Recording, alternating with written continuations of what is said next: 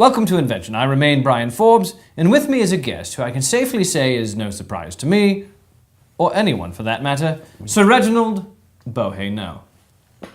Ah, nice to meet you, Brian, finally. Yet again. So, Sir Reginald, yes, I venture you've been working on something since we last met. Yes, well, I've made the leap, as it were, in the area of privately funded rocketship tours. Ah, yes. Well, Sir Richard Branson has been developing a program where a private individual can purchase a seat on an orbital or near-orbital spaceflight without a military or scientific background. Really? Yes.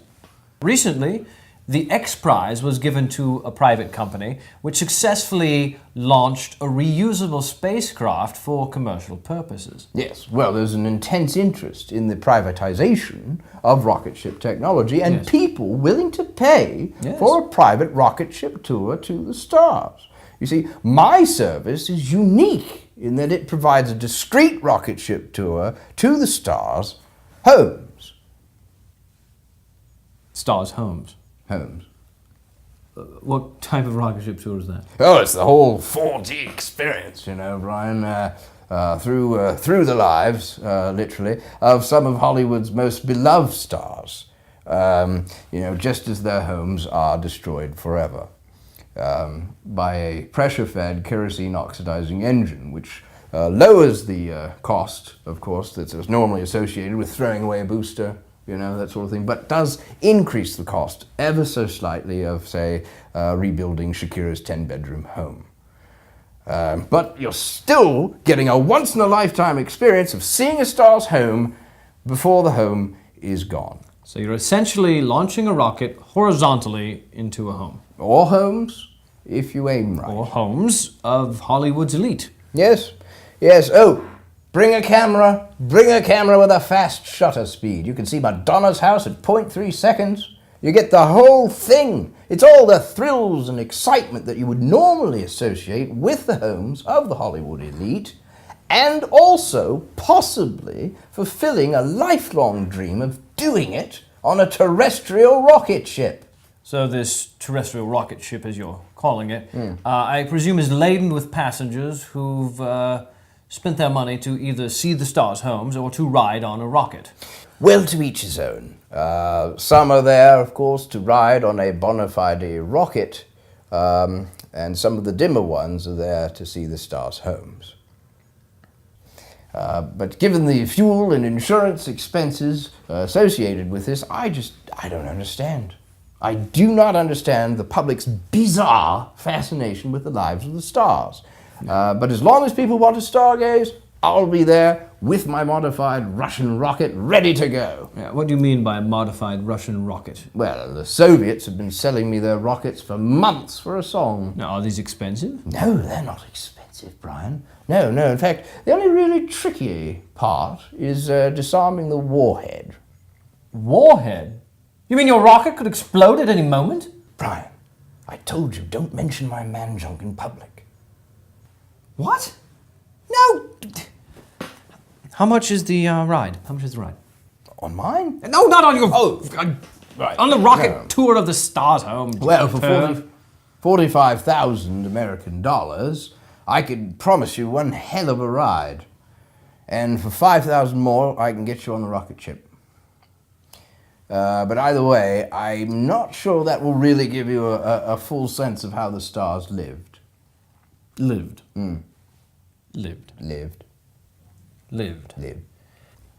So those stars that presumably managed to get out of the way... Get out of the way of that rocket. Managed to get out of the way. That rocket, Yes. Okay. Very funny. Yes, I'm sure you've had a lot of takers there. Yes. Well, I'm a giver. Syphilis, mostly. That's what the letters say. Well... You can't get it that way. I'll show you how. I don't want to know. All right.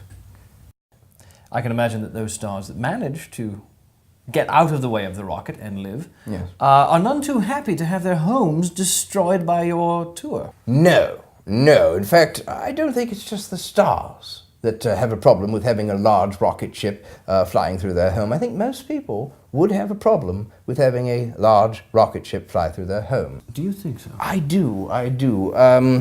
But given that Mr. Sean Penn, a very violent man, wouldn't return my phone calls. Mr. Fidescent wrote a harshly worded rhyming email to some of our passengers during our maiden voyage of his boudoir and recording studio, which is incomprehensible to me. Incomprehensible how? It's incomprehensible for two reasons. One, he's not that big a star. And second, I think 50 Cent wrote the email himself. Incomprehensible. It was incomprehensible. Now, once your tour is underway, how does it stop? That is a question that's been shouted by many a passenger so far. How does it start? That's normally how people hear it, especially the stars. I can imagine, yes. Well, we've tried several things sort of on the fly, as it were. Parachutes. Yes. Nothing. No. Yeah. A series of rubber bumpers. We've even tried ending the tour in Rosie O'Donnell's thighs. But ultimately, what concludes our tour is a combination of friction, gravity, and lawsuits. I can well imagine. Well, I'm afraid that's all we have time for on this episode. I presume you'll be back next week to talk about... That can't be right. Yes, that's an amazing photographic process. Yes, it's glamour photography of missing children. Why on earth would you want to do glamour photography of missing children? No, you see, the more proper question is, how could you do it? I mean, after all, the picture's already taken, right? I mean, there's the photograph. Let's face it, the moment is, in fact, gone, as is the child.